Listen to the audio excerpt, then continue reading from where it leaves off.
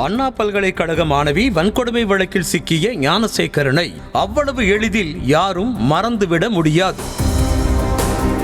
பல்கலைக்கழக வளாகத்திற்குள் புகுந்து பாலியல் வன்கொடுமைக்கு ஆளாக்கிய குரூர புத்தி கொண்ட ஞானசேகரனின் மோசமற்ற குற்றப்பின்னணி எல்லாம் அடுத்தடுத்த விசாரணையில்தான் அம்பலமாகி வருகிறது. நீதிமன்ற உத்தரவின்படி அண்ணா பல்கலைக்கழக மாணவி வன்கொடுமை வழக்கை சிறப்பு புலனாய்வு குழு விசாரித்து வரும் நிலையில் சிறையில் இருக்கும் ஞானசேகரனை பள்ளிக்கரணை போலீசார் 3 நாள் காவலில் எடுத்து விசாரணை நடத்தி வருகின்றனர். இந்த விசாரணையில் பாலியல் குற்றவாளி ஞானசேகரனின் திருட்டு கதைகளும் வெளிச்சத்திற்கு வந்திருக்கின்றன.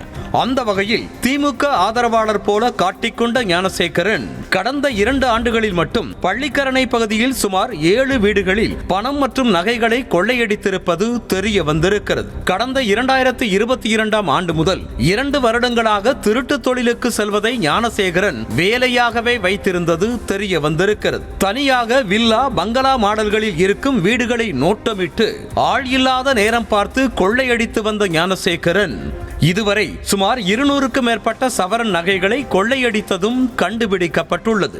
அதிலும் குறிப்பாக மஹிந்திரா தார் ஜீப்பில் யாருக்கும் துளிகூட சந்தேகம் வராத அளவிற்கு சென்று திருடி வந்திருக்கிறார். கொள்ளை பணத்தை வைத்து பிரியாணி கடை வைத்த ஞானசேகரன் பெண்களோடு சேர்ந்து உல்லாசம் அனுபவித்து வந்ததாக கூறப்படுகிறது. மேலும் திருடிய பணத்திலேயே சொந்தமாக வீடு கட்டி சொகுசு வாழ்க்கை அனுபவித்து வந்த ஞானசேகரனை திருட்டு வழக்கிலேயே போலீஸ் தேடி வந்ததாக கூறப்படுகிறது. ஒரே மாதிரி தார் ஜீப்பில் வந்து வீடு புகுந்து ஞானசேகரன் கொள்ளையடித்து வந்த நிலையில் அந்த தார் ஜீப்பை அடையாளமாக வைத்து போலீசாரும் தேடி வந்ததாக சொல்லப்படுகிறது.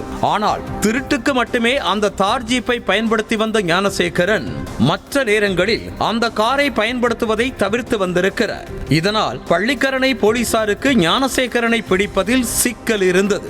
இந்த சமயத்தில்தான் அண்ணா பல்கலைக்கழக பாலியல் வன்கொடுமை வழக்கில் ஞானசேகரன் சிக்கி இருக்கிறார். இதனையடுத்து திருட்டுக்கு பயன்படுத்திய கருப்பு நிற தார் காரை பறிமுதல் செய்திருக்கிறது காவல்துறை.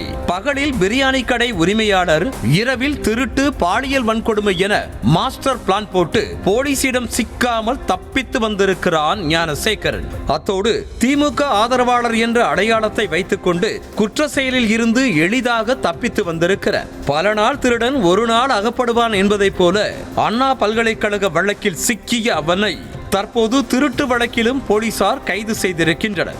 இந்த நிலையில் ஞானசேகரன் கொள்ளையடித்த 200க்கும் மேற்பட்ட சவரன் நகைகளை மீட்கும் பணியில் இறங்கி இருக்கிறது காவல்துறை.